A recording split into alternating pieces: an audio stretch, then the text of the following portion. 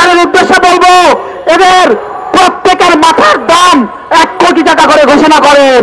বর্তমান সরকারের মাননীয় প্রধান উপদেষ্টা নোবেল বিজয়ী ডক্টর মোহাম্মদ ইউনূস একটি সাক্ষাৎকারে বলেছিলেন, যেটাকে আমরা আসলে কূটনীতির ভাষায় মেগাফোন ডিপ্লোম্যাসি বলে থাকি। সেই মেগাফোন ডিপ্লোম্যাসির আওতায় তিনি বলেছিলেন, হাসিনাকে ভারতে চুপ থাকতে হবে, এই শর্তে তিনি ভারতে থাকতে পারেন। সময় এসেছে এই কথাটার বিরুদ্ধে কথা বলায়। আমরা বর্তমান অন্তর্বর্তীকালীন সরকারের উদ্দেশ্যে বার্তা দিতে চাই, অনতিবিলম্বে শেখ হাসিনাকে বাংলাদেশে ফিরিয়ে এনে আন্তর্জাতিক অপরাধ ট্রাইব্যুনালে গণহত্যার দায়ে বিচার করতে হবে।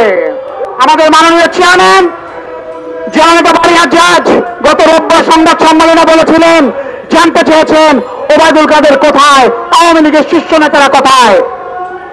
আমি সুস্পষ্টভাবে জিজ্ঞাসা করতে চাই, ওবায়দুল কাদের, হাসান মাহমুদ, মাহবুবুল আলম হানিফ, শেখ সেলিম, ফারুক খান সহ আওয়ামী লীগের যত শীর্ষ নেতারা রয়েছিল, এই যে আরাফাত, নওফেল, এরা কি বাংলাদেশ থেকে পালিয়ে গিয়েছে?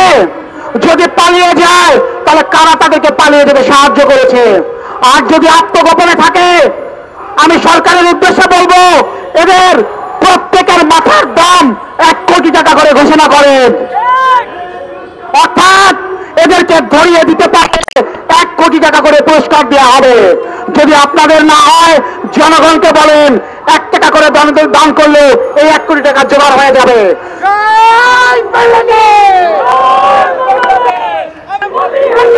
তারপরেও আমরা বলতে চাই, 40 হাত মাটির নিচে থেকে হলো ওবায়দুল কাদের গণদেরকে আর বাংলাদেশের জনগণ খুঁজে বের করে বিচারের মুখোমুখি করবে ইনশাআল্লাহ। সরকারের উদ্দেশ্যে বলতে চাই, রাষ্ট্র পরিচালনার ক্ষেত্রে আপনাদেরকে আরো সতর্কতা অবলম্বন করতে হবে।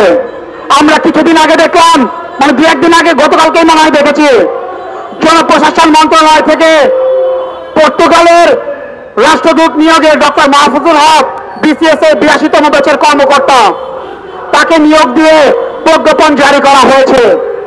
এজন্য বলতে চাই, সরকার পরিচালনায় রাজনৈতিক দলগুলোর মতামত এবং মূল্যায়ন নেওয়া জরুরি।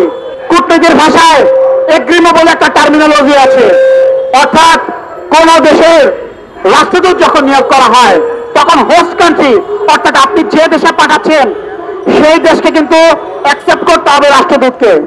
ফ্যাসিস্ট হাসিনার আমলেও 2 জন রাষ্ট্রদূতকে ইউরোপ এবং মধ্যপ্রাচ্য অ্যাকসেপ্ট করা নাই। কূটনৈতিক শিষ্টাচার হলো রাষ্ট্রদূত নিয়োগের আগে তার প্রোফাইল হোস্ট কান্ট্রিতে পাঠাতে হয়। হোস্ট কান্ট্রি যদি অ্যাকসেপ্ট করে তাহলেই আপনি রাষ্ট্রদূত নিয়োগ দিতে পারবেন।